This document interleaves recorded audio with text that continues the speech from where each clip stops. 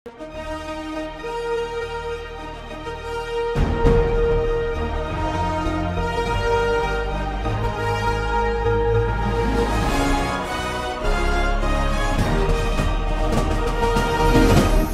பார்த்து கொண்டிருப்பது உங்கள் ஜாஷ்வா டிவி. சகல ஜனங்களுக்கும் நற்செய்தி.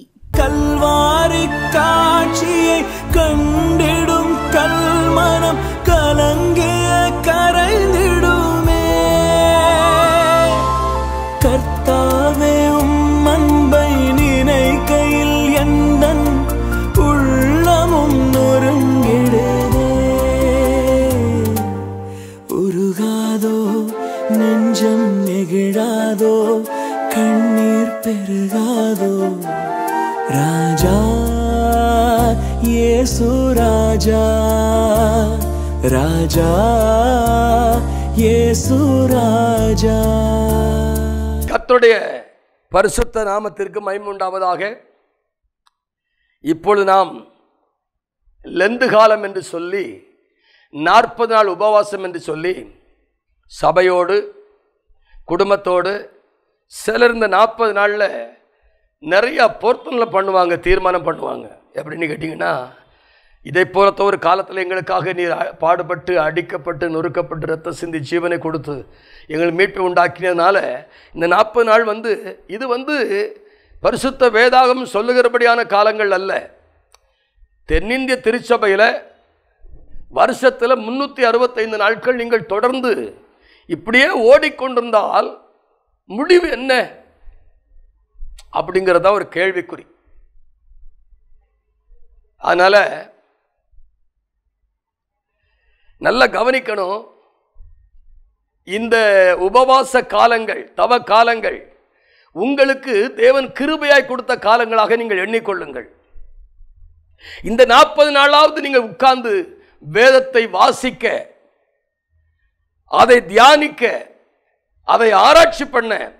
கர்த்தர் இந்த உலகத்தில் தம்முடைய குமாரனை ஏன் அனுப்பினார், எதற்காக அனுப்பினார், அவர் மூலமாய் நமக்கு கிடைத்தது நன்மை என்ன, பெற்றுக்கொண்டு நாம் என்ன செய்கிறோம், எதை நோக்கி போகிறோம், எதை நோக்கி பயணிக்கிறோம், இந்த வாழ்க்கையினுடைய தொடக்கம் என்ன, இந்த வாழ்க்கையினுடைய தொடர்ச்சி என்ன, இந்த வாழ்க்கையினுடைய முடிவு என்ன, கொஞ்சம் ஆழமாய் சிந்திக்க வேண்டிய ஒரு காரியங்க. இன்னைக்கு அநேகர் என்கிட்ட ஒரு அழகான ஒரு பொண்ணு என்கிட்ட கேட்டா, அங்கிள் இந்த 40 நாளில் நான் கொஞ்சம் ஆண்டுடைய சமூகத்தில் உபவாசித்து ஜெபிக்கணும் அப்படின்னு நினைக்கிறேன். நான் முன்னால் ஆர்சியில் இருக்கும் பொழுது ஒரு சந்தி அப்படின்னு சொல்லி ப்ரேயர் வச்சுருப்பாங்க. நாங்கள் ஒரு வேளை சாப்பாட்டை நிறுத்திட்டு உபவாசித்து ஜெபிப்போம். இப்போ எப்படி உபவாசிக்கலாம் அப்படின்னு அவன் என்கிட்ட கேட்டான். அப்போ நான் அவன்கிட்ட சொன்னேன், ஜென்சி, இந்த உபவாசங்கள் நிறைய உபவாசம் இருக்குது.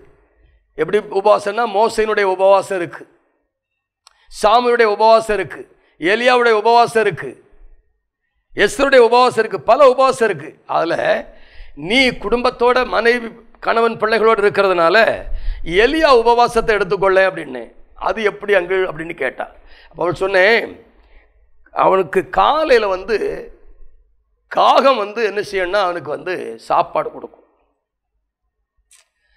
அப்புறம் மாலையில் கொண்டு கொடுக்கும்.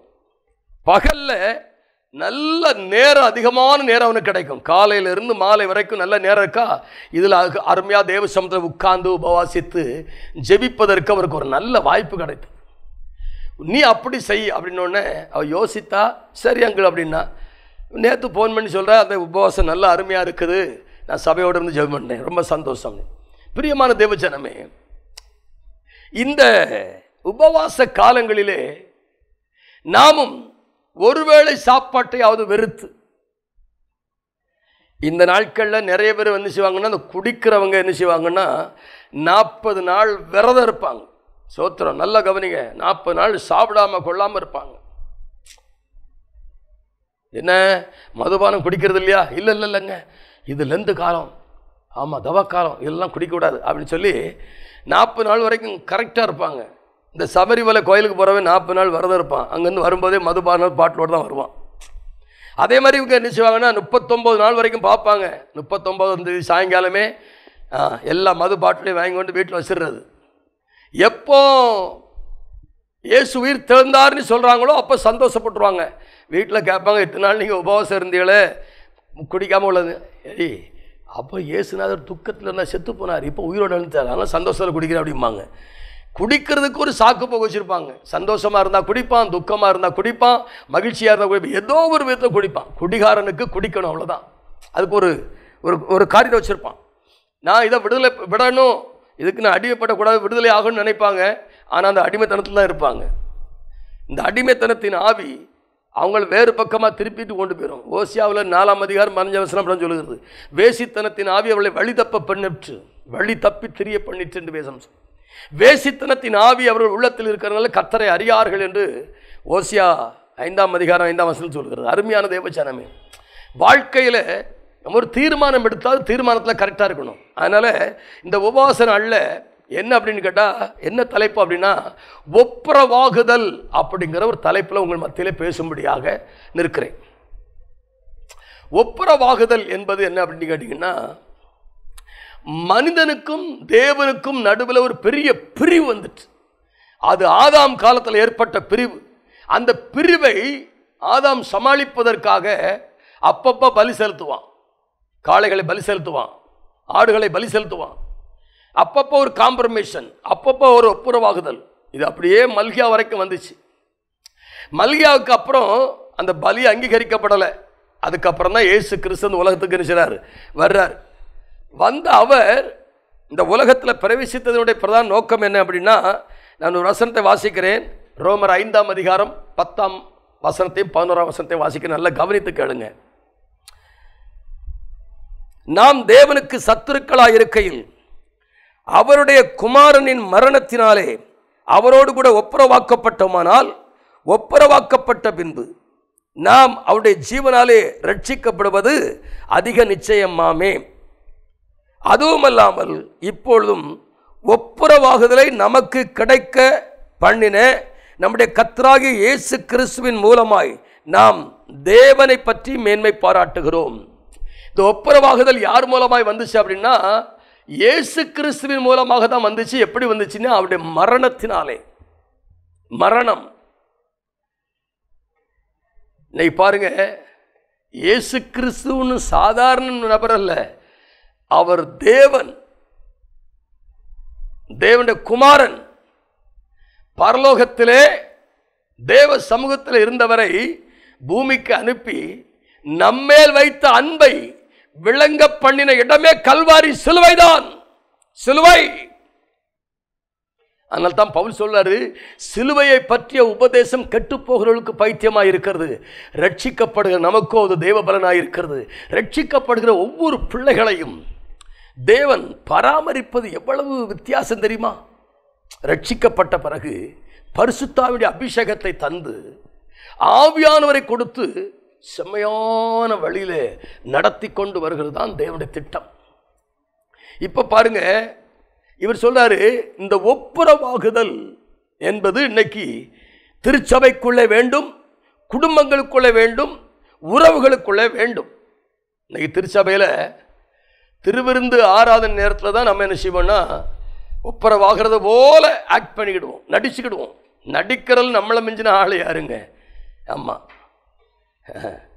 சபைகளுக்குள்ளே பிரிவினை எத்தனை, பிரச்சனை எத்தனை, ஒவ்வொரு கூட்டமும் ஒவ்வொரு விதமாக இருக்கிறது.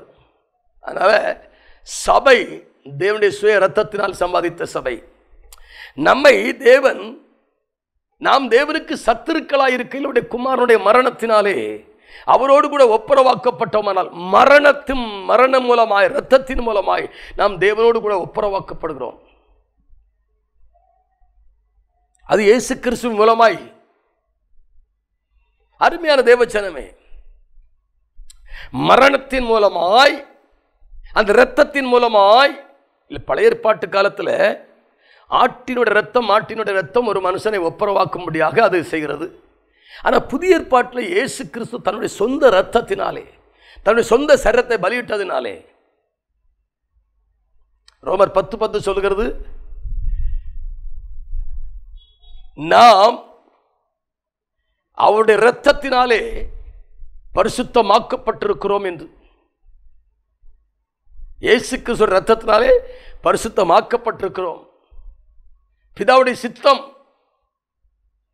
அந்த ஒரே பலியினாலே இவர் நம்ம எந்தடைக்கு பூர்ணப்படுத்துகிறார் என்று சொல்லி 14ஆம் வசனத்தில் இருக்கு. எபிரேயர் 10:14 இருக்கு. பூர்ணப்படுத்துகிறார். அப்படி பூர்ணப்படுத்த வேண்டும் என்று பிதாவுடைய சித்தத்தை செய்து நம்முடைய வாழ்க்கையில் ஒரு புதிய திருப்புமுனை உண்டாக்கினார் அல்லவா. இப்போ இயேசு கிறிஸ்து மத்தேயு 5ஆம் அதிகாரம் 24ஆம் வசனத்தில் ஒரு காரியத்தை சொல்கிறார். ஒருவன் ஆண்டவருக்கு விளைச்சலில் ஒரு காணிக்கை கொண்டு வருகிறான். ஆண்டவர் சொல்லுகிறாரு, என்னப்பா அப்படின்னா, ஆண்டவரே காணிக்கைப்பா. அப்போ அவர் சொல்றாரு, நீ இந்த காணிக்கை அங்கே வை, முன்பு போய் உன் சகோதரத்தில் ஒப்புரவாகி பின்பு காணிக்கை செலுத்து. காணிக்கை முக்கியமல்ல, ஒப்புரவாகுதல் முக்கியம் என்பதை நாம் அறிந்து கொள்ள வேண்டும். இன்றைக்கு நிறைய பேர் நீங்கள் காணிக்கையை கொடுத்து தசபாகத்தை கொடுத்து சர்ச்சை கட்டுறதுக்கு பணம் கொடுத்து பாஸ்டர் சந்தோஷப்படுத்திடலாம், ஊழியக்காரனை சந்தோஷப்படுத்திடலாம், சபையாரை சந்தோஷப்படுத்திடலாம். கர்த்தருடைய இருதயம் துக்கமாக இருக்கிறது தெரியுமா உங்களுக்கு? நீங்க தேவனை துக்கப்படுத்துறீங்க. கண்ட சகோதரத்தில் அன்பு கூறாதவன் காணாத இடத்தில் எப்படி அன்பு கூற முடியும்? இருக்கிற காலத்திலே ஒருவரை ஒருவர் நேசித்து கனப்படுத்தி ஒப்புரவாகி வாழ்வதல்லவா தேவனுக்கு சித்தம். அதனால நீங்க எதை செய்றீங்களோ அதை அங்க வச்சிருங்க. முன்பு போங்க, உங்க சகோதரத்திலேயோ இல்லை உங்க மனைவி இடத்துலையோ இல்லை உங்க பிள்ளை இடத்துலையோ இல்லை உங்க பெற்றோர் இடத்துலையோ இல்லை உடன்பிறப்பிடத்துலையோ இல்லை சபை ஊழியர்கிட்டையோ நீங்க ஒப்புரவாகலைன்னா ஒப்புரவாகிட்டு வாங்க. உங்க இருதயம் மகிழுங்க, உன் துக்கமெல்லாம் மாறிடும். இன்னைக்கு நிறைய துக்கத்தோடு தானே ஆராய்ச்சிட்டு இருக்கீங்க. துக்கத்தோட தானே நீங்க ஆராதனைக்கு போறீங்க, சந்தோஷத்தோட போறீங்களா? இல்லையே. ஆனா சந்தோஷத்துல போறது போல தெரியும், ஆனா மனசுக்குள்ள ஒரு நீங்காத துக்கம் இருந்து கொண்டே இருக்குங்க. அந்த துக்கத்தை மாற்றுவதற்காகத்தான் இந்த ஒப்புரவாக்குதலுடைய ஊழியத்தை, ஒப்புரவாக்குதலுடைய உபதேசத்தை உங்களுக்குள்ளே முன்னால் வைக்கிறோம். நீங்க புது சிருஷ்டினா, ஒருவன் கிறிஸ்துவுக்குள் இருந்தால் புது சிருஷ்டியாக இருக்கிறான். பழையெல்லாம் ஒழிந்து போயிடும். அப்ப பழைய பகையை வைத்துக் கொண்டு வாழலாமா? பழைய பிரிவினை வைத்துக் கொண்டு வாழலாமா? சொல்லுங்க. நீங்க புது சிருஷ்டி தானே, கிறிஸ்து உங்களுக்குள்ள தானே இருக்கிறாரு, ஆவியானவர் உங்களுக்குள்ள தானே வாசம் பண்றாரு. அப்ப நீங்க புது சிருஷ்டி தானே. 2 கொரிந்தியர் 5:17 ஒருவன் கிறிஸ்துவுக்குள் இருந்தால் புது சிருஷ்டியாக இருக்கிறான், பழையெல்லாம் ஒழிந்து போயின. பழசுல எப்படிங்க? பழசு எங்க இருக்கு? பழசு எதோட சேர்ந்து இருக்குது? நீங்க என்னைக்காவது சிந்திச்சு பார்த்துருக்கீங்களா? பழசு ஒழிந்து போயிட்டு சொல்லிட்டு இருக்கீங்க. அது எங்க இருக்கு? எந்த இடத்துல இருக்கு? அது எப்போ எழுப்புது, எப்போது கோவப்படுது, எப்போது வருத்தப்படுது, எப்போது திட்டுது? கொஞ்சம் சிந்திச்சு பார்த்துருக்கீங்களா என்னைக்காவது? நீ கேட்டால் பழசெல்லாம் ஒழிஞ்சு போயிட்டு அப்படின்றீங்க. பழசு உங்களுக்குள்ள இருக்கு, அது ஒழியலை. அது ஒழியணும்னா சிலுவையின் உபதேசம் தான் அதை மாற்றணும், வேற எதுவும் மாற்ற முடியாது. எங்க இருக்கு பழசு? ஆவியில் இருக்கு மீறுதல், ஆத்மாவில் இருக்க அக்கிரமம், சரீரத்தில் இருக்கிற பாவம். இந்த 3 தான் பழசுங்க. இவைகள் தான் பழையவைகள். இந்த பழசெல்லாம் ஒழிந்து போகணும், எல்லாம் புதிதாகணும். ஆண்டவர் எல்லாவற்றையும் புதிதாக்க விரும்புகிறார். பழைய வாழ்க்கை வேண்டாம், பழைய நினைவுகள் வேண்டாம், பழைய எண்ணங்கள் வேண்டாம், பழைய பேச்சு, பழைய பழக்க வழக்கங்கள், பழைய எண்ணங்கள், சிந்தைகள்லாம் வேண்டாம். அதெல்லாம் தூக்கி தூர போடுங்க, புது வாழ்க்கைக்குள்ள வாங்க. அதனால தான் அவர் சொல்லாரு, புது சிருஷ்டி. என்ன சிருஷ்டிங்க? நீங்களாம் யாரு? புது சிருஷ்டி. எப்படி புது சிருஷ்டியா? நீங்க கிறிஸ்துக்குள்ள வந்தேன், மறுபடி பிறந்தேன், ஞானஸ்தானத்தினால நான் இப்போ அவரோடு கூட என்ன செய்கிறேன்? வாழ்ந்து கொண்டிருக்கிறேன். அதனால தான் ரோமர் 6:4 சொல்லாரு, மேலும் பிதாவின் மகிமையினாலே கிறிஸ்து மரித்தோடு எழுப்பப்பட்டது போல நாமளும் புதிதான ஜீவன் உள்ளவர்களாகும்படி அப்படி ஞானஸ்தானத்தினாலே மறுபடியும் நம்ம என்ன செய்கிறோம்? பிறக்கிறோம் அப்படின்றார். அப்போ புது சிருஷ்டி என்றாலே மறுபடி பிறக்கிற பிறப்பு. மறுபடி பிறக்கிறவங்களுக்கு பகை இருக்கக்கூடாது, கசப்பு இருக்கக்கூடாது, பாவம் இருக்கக்கூடாது. அதெல்லாம் விலகினவங்க தான் புது சிருஷ்டிங்க. இன்னைக்கு நிறைய பேர் அது நினைக்கிறது இல்லையே. ஆவில என்னெல்லாம் பேசுகிறோம், அடுத்தவங்களை பற்றி எப்படி பேசுகிறோம், குறை பேசுகிறோம், ஊழியக்காரங்களை பற்றி பேசுகிறோம், விசுவாசிகளை பற்றி பேசுகிறோம், சொந்த குடும்பத்தில் உள்ளவங்களை பேசுகிறோம், புருஷன் வீட்டில் உள்ளவங்களை பேசுகிறோம், மனைவி வீட்டில் உள்ளவங்களை பேசுகிறோம். எல்லாம் பேசி பேசி பேசி பேசி மீறி மீறி மீறி இந்த மீறுதலுக்காக தானே அவர் காயப்பட்டாரு, இந்த அக்கிரமத்தை தானே அவர் நொறுக்கப்பட்டாரு, இந்த பாவத்துக்காக தானே அவர் மரித்தாரு. கொஞ்சம் சிந்தித்து பாருங்க. இந்த லெந்து நாளில், இந்த 40 நாளில் கொஞ்சம் சிந்தித்து பாருங்க. அருமையான தேவ ஜனமே, சிந்திக்கக்கூடிய காலம் இந்த காலம். இந்த காலத்தை தவற விடாதீங்க. இந்த காலத்தை தவற விடாதீங்க. அதனால தான் அவர் அழகா சொல்றாரு, முன்பு போய் உன் சகோதரனோட ஒப்புரவாகும், சகோதரியோட ஒப்புரவாகும், பிள்ளைகளோட ஒப்புரவாகும், அதுக்கப்புறம் சபைக்கு வா. பகையோட வராத. ஏன் பகையோட வரக்கூடாது அப்படின்னா, அவர் எபேசியர் 2:16 அவர் பகையை சிலுவையிலே கொண்டிருக்கிறார். பகையை சிலுவையிலே கொன்று இருதரத்தாரையும் ஒப்புரவாக்கினார் என்று வேதம் சொல்லுகிறது.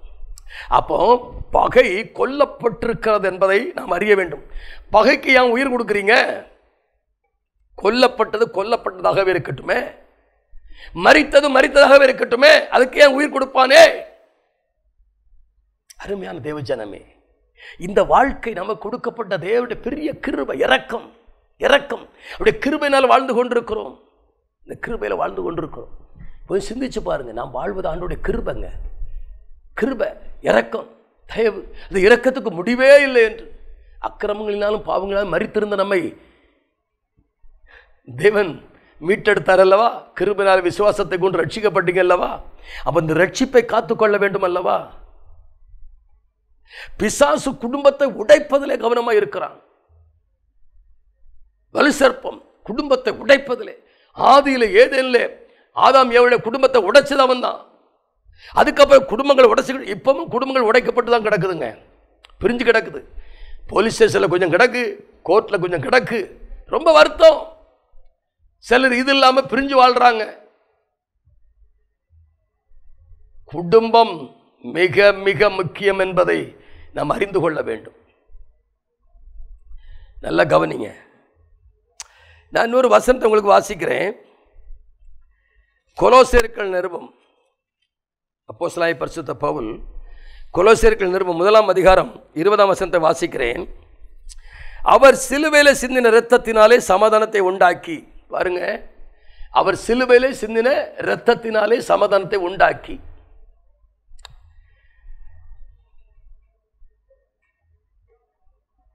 பரலோகத்தில் உள்ளவைகளும்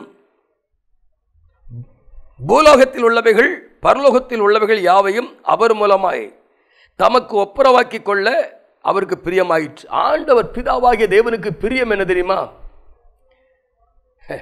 இயேசு கிறிஸ்துவின் மூலமாய் அவருடைய சிலுவையில் சிந்தின இரத்தத்தினால சமாதானத்தை உண்டாக்கி, இன்னைக்கு சமாதானம் இல்லாம வாழ்ற நிறைய பேர் இருக்காங்க. சமாதானத்தை இழந்தவர்கள் இருக்கிறாங்க, சமாதானத்தை கெடுத்து போட்டவங்க நிறைய பேர் இருக்கிறாங்க. ஆனா இயேசு சிலுவையில சிந்தின இரத்தத்தினாலே நமக்கு சமாதானத்தை உண்டாக்கி, பூலோகத்தில் உள்ளவைகளாகிய நாம் பரலோகத்தில் உள்ளவைகளாகிய அவர்கள் நம் இருவரையும் ஒரு ஒப்புரவாக்கி கொள்ள அவருக்கு பிரியமாயிற்று. பிதாவுடைய பிரியமே என்ன? தேவனுடைய பிரியம் என்ன? நம்மை அவரோடு ஒப்புரவாக்கி கொள்ள வேண்டும். தேவனுக்கும் மனுஷனுக்கு நடுவில் பிரிவினை இருந்துச்சுன்னா இந்த காணொலி மூலமாய் நீங்க ஒன்று மனம் திரும்பி குணப்படுங்க, ஒப்புரவாகுங்க. கணவனோடு கூட ஒப்புரவாகுங்க, மனைவியோடு ஒப்புரவாகுங்க, பிள்ளைகளோடு கூட ஒப்புரவாகுங்க, சபையாரோடு கூட ஒப்புரவாகுங்க, போதகரோடு கூட ஒப்புரவாகுங்க, உங்க அண்ணன் தம்பி அக்கா தங்கச்சி சொந்த பந்தத்தோட ஒப்புரவாகுங்க. பகையை வச்சுக்கிட்டு என்னங்க வாழ போறீங்க? அது எதுக்கு? அது ஏற்கனவே பகையை சிலுவையில் கொன்னுட்டேன்றார். சிலுவையில் கொல்லப்பட்ட பகை, சிலுவையில் கொல்லப்பட்ட பகை, அதுக்கு நீங்க உயிர் கொடுக்கலாமா? உயிர் கொடுக்கலாமா? கூடாதே. பகையை சிலுவையிலே கொன்று இருதரத்தாரையும் ஒப்புரவாக்கினார் என்று வேதம் சொல்லுகிறது. அருமையான தேவஜனமே, ஒப்புரவாகுதல் எவ்வளவு அவசியம் என்பதை இந்த கடைசி காலத்திலே இந்த லெந்து நாளோடு நாம் அறிந்து கொள்ள வேண்டும் என்பதற்காகத்தான் இந்த காணொலி உங்கள் மத்தியில் வைக்கிறோம்.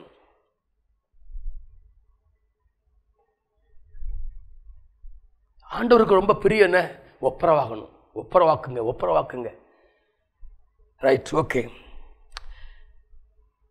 அதே கொலோசியர் 1ஆம் அதிகாரம் 21ஆம் வசனத்தில், முன்னே அந்நியராயும் துர்க்கிரிகளாலே மனதிலே சத்துருக்களாயும் இருந்த உங்களை பரிசுத்தவான்களாகவும் குற்றமற்றவர்களாகவும் கண்டிக்கப்படாதவர்களாகவும் தமக்கு முன்பாக நம்முடைய மாம்ச சரீரத்தில் அடைந்த மரணத்தினாலே இப்படி ஒப்புரவாக்கினார். அவர் சொல்றாரு, நீங்க ஒப்புரவாயிட்டான்னா பரிசுத்தமாக்கப்பட்டுருவீங்களாம், குற்றமில்லாத வாழ்க்கை வாழ்ந்துருவீங்களாம், கண்டிப்பு நியாய தீர்ப்புக்கு தப்பித்துக் கொள்வீர்கள் அப்படின்றார்.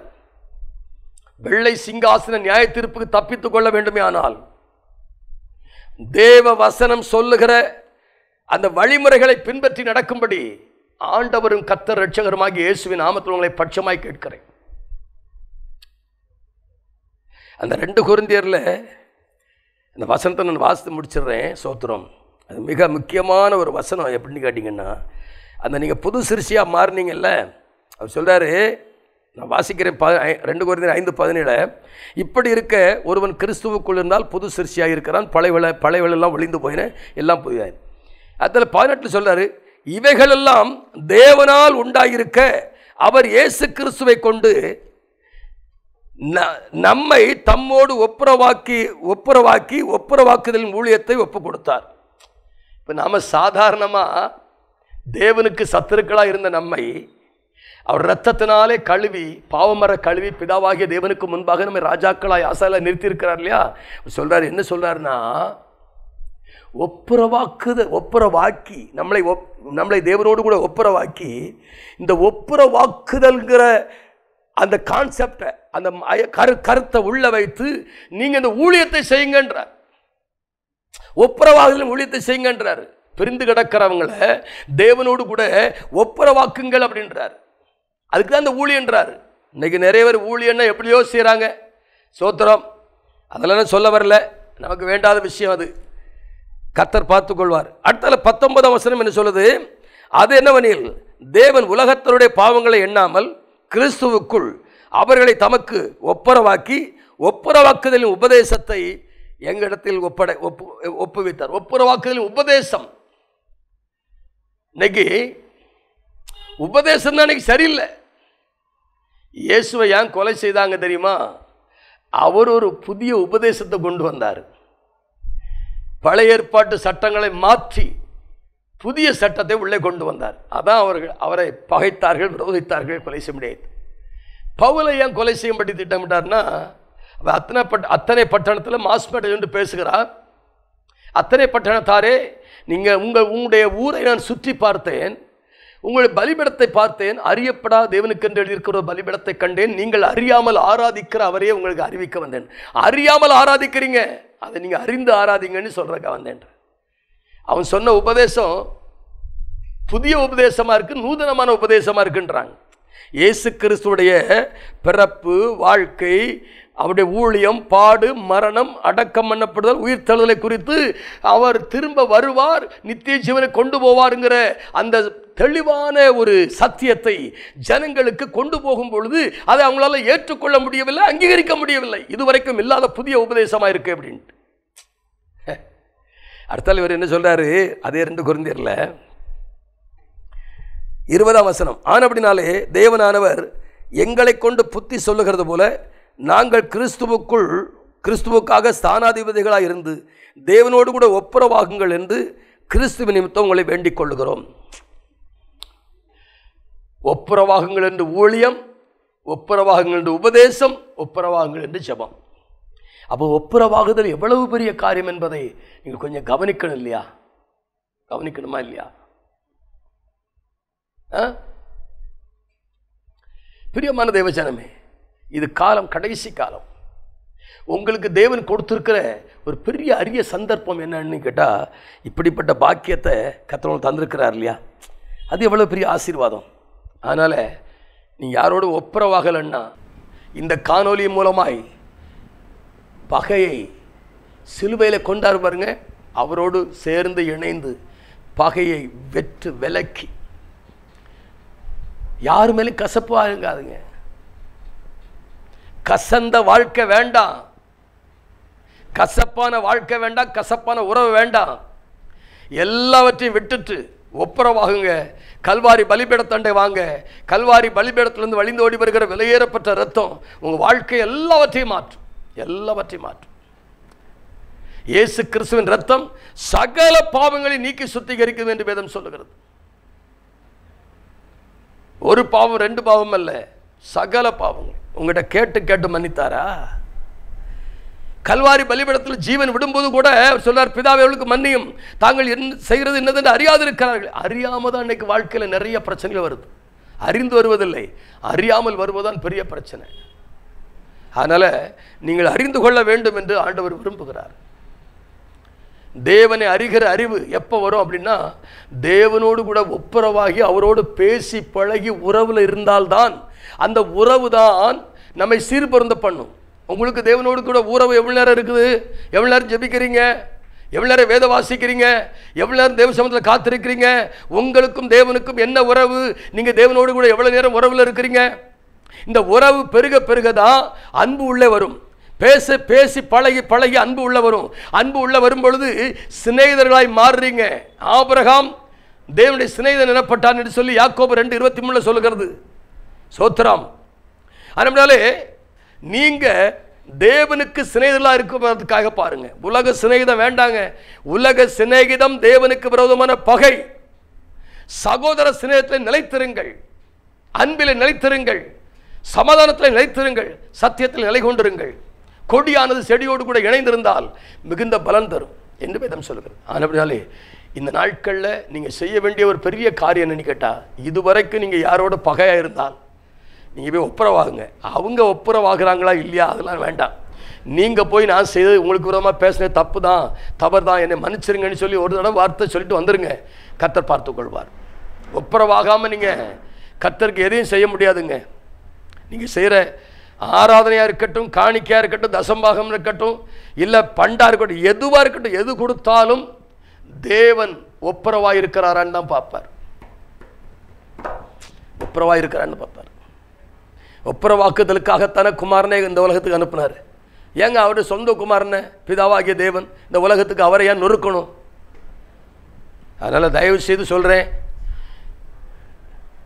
நம்முடைய மீறுதல், நம்முடைய அக்கிரமம், நம்முடைய பாவம் இதாங்க பழைய வாழ்க்கைக்குள்ளே இருந்து நம்மளை அப்படியே திரும்ப திரும்ப திரும்ப திரும்ப எண்ணங்களை சிந்தகளை மாற்றி அமைக்கிறது. காரணம் என்னன்னு கேட்டால், அந்த மீறுதல் அக்கிரம் பாவம். அதனால தான் நம்முடைய மீறுதல் நிமித்தம் அவர் காயப்பட்டார், நம்முடைய அக்கிரம நிமித்தம் அவர் நொறுக்கப்பட்டார். நமக்கு சமாதானத்தை உண்டு பண்ணும் ஆக்கினை அவர் மேல் வந்தது. அப்படியே தழும்புகளால் குணமாகிறோம் என்று வேதம் சொல்கிறது. அவர் நம்முடைய பாவங்களுக்காக மரித்தார் என்று வேதம் சொல்கிறது. பிரியமான தேவஜனமே, பாவத்தை வெறுத்துருங்க, அக்கிரமத்தை வெறுத்துருங்க, மீறுதலை தவிர்த்துருங்க. புது வாழ்க்கைக்குள்ளே நீங்கள் நிலைச்சிருங்க. அப்படி இதெல்லாம் மாற்றினா தான் நீங்கள் புது சிருஷ்டி. இல்லைன்னா நீங்கள் பழைய சிருஷ்டி தான், பழைய வாழ்க்கை தான். உங்களுக்குள்ள கோபம் மாறலை, வருத்தம் மாறலை, வேதனை மாறலை, சண்டை மாறலை, பிரிவினை மாறலை, குடும்பத்துக்குள்ளே சண்டை போட்டுக்கிட்டு இருக்கிறீங்க, கடன் பிரச்சனை சிக்கிக்கிட்டு இருக்கிறீங்க, வியாதியில் சிக்கிக்கிட்டு இருக்கீங்க. வியாதி, கடன், தரித்திரம், கஷ்டம், நஷ்டம். கர்த்தருக்குள்ளே வந்த பிறகு என்னங்க அது வாழ்க்கை? எகிப்தில் இருக்கும்போது தான் உபத்திரவம். எகிப்தை விட்டு வெளியே வந்த பிறகு தான் சுயாதீனம் ஆகிட்டாங்களே. வெளியே வாங்க, சுயாதீனமுள்ள வாழ்க்கை வாழ்வதற்கு கர்த்தர் அனுக்கிரகம் பண்ணுவார். நாம் ஜெபிப்போமா? மகா பரிசுத்தமும் கிருபையும் இரக்கமும் நிறைந்த அன்பு பிதாவே, நாங்கள் ஒரு காலத்தில் நமக்கு சத்துருக்களாக இருந்தோம், பகைஞர்களாக இருந்தோம், விரோதிகளாக இருந்தோம். நம்முடைய பரிசுத்த பிள்ளையாகிய இயேசுவை எங்களுக்கு அனுப்பி அவர் மூலமாய் பகையை சிலுவையிலே கொன்று பிரிந்து கிடக்கிற உறவை ஒன்று சேர்த்து ஆண்டவரை இன்னைக்கு எங்களை புது சிருஷ்டியாய் மாற்றி இருக்கிறீர். இந்த புது சிருஷ்டியான அனுபவத்தை எல்லாரும் அனுபவித்து வாழ இந்த லெந்து நாளில், இந்த 40 நாள் உபவாச நாட்களில் ஒரு பெரிய மாற்றத்தை கர்த்தர் உண்டாக்க வேண்டும் என்று நிறைவுள்ள கருத்தை தந்து ஜெபிக்கிறையா. இந்த ஜாஸ்வா டிவி மூலமாய் இதை கேட்டுக்கொண்டிருக்கிற எல்லா பரிசுத்தவான்களுக்காகவும், எல்லா நீதிமான்களுக்காகவும், எல்லா புறஜாதி மக்களுக்காகவும் நான் கர்த்தரை துதிக்கிறேன், ஸ்தோத்தரிக்கிறேன். நீங்கள் எல்லாரும் மனம் திரும்பி குணப்பட கர்த்தர் அனுக்கிரகம் பண்ணுவாராக. மனம் திரும்புங்க, தேவனோடு கூட ஒப்புரவாகுங்க. பகை வேண்டாம், பிரிவினை வேண்டாம். தேவனை பகைத்து கொண்டு என்னங்க வாழ்க்கை வாழ முடியும் உங்களால்? தேவனுக்கு பகைஞராயிராதபடிக்கு தேவனுக்கு சிநேகிதராக இருக்க பாருங்க. ஆண்டவரே, இந்த காணொலியை கேட்கிற ஒவ்வொருவரையும் கர்த்தர் ஆசீர்வதிப்பீராக. இந்த காணொலியை கொண்டு வருகிற அருமையான ஜாஸ்வா டிவியுடைய குடும்பத்தினருக்கு, தகப்பனாருக்கு, தாயாருக்காக, அவள் பெற்றெடுத்த பிள்ளைகள், மருமக்கள், பேரப்பிள்ளைகளுக்காக, புளியஞ்சி நம்முடைய பிள்ளைகளுக்காக நாங்கள் ஜெபிக்கிறோம். இந்த குடும்பங்களை கர்த்தர் ஆசீர்வதிப்பீராக. அபரிமிதமான ஒரு ஆசீர்வாதம் குடும்பத்தை தங்கட்டும். எவ்வளோ நெருக்கத்தின் மத்தியில், இந்த ஊழியம் நடந்து கொண்டிருக்கிறது என்பது கர்த்தருக்கு தெரியும். கர்த்தாவே உமக்கு தெரியும் ஆண்டவரே. உம்முடைய கரத்தில் தந்து ஜெபிக்கிறேன். கேட்கிற ஒருவருடைய வாழ்க்கையிலும் ஆண்டவரே மனம் திரும்புதல், பாவ மன்னிப்பு நிச்சயத்தை பெற்றுக்கொண்டு ஒப்புரவாகி சுகமும் சமாதானமாய் வாழ கர்த்தர் உதவி செய்வீராக. ஆட்கொண்டு நடத்துங்க, பொறுப்படுங்க. இந்த 2024 உங்களுடைய பிள்ளைகள் ஒப்புரவாகி மூடு இருக்கிற உறவில் அந்த ஆசீர்வாதத்தில் ஆரோக்கியத்தில் இணைந்து வாழ உதவி செய்யுங்க. நெருக்கங்கள் நீங்கட்டும், விசாலம் உண்டாகட்டும். ஆசீர்வதிங்க. இயேசுவின் நாமத்தில் ஜெபிக்க நல்ல பிதாவே. ஆமேன், ஆமேன். God bless you.